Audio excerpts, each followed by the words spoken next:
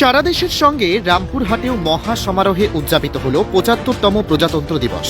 বীরভূমের রামপুর মহকুমা ক্রীড়া সংস্থার মাঠে জাতীয় পতাকা উত্তোলন করেন মহকুমা শাসক সৌরভ পান্ডে। উপস্থিত ছিলেন রামপুরহাট মহকুমা পুলিশ আধিকারিক ধীমান মিত্র। প্রজাতন্ত্র দিবস উপলক্ষে কুচকাওয়াজ সহ বিভিন্ন সাংস্কৃতিক অনুষ্ঠানের আয়োজন করা হয়। কুচকাওয়াজ ও সাংস্কৃতিক অনুষ্ঠানে অংশগ্রহণ করেন এলাকার বিভিন্ন শিক্ষা প্রতিষ্ঠানের পড়ুয়ারা। এক নজরে দেখুন অনুষ্ঠান সূচি।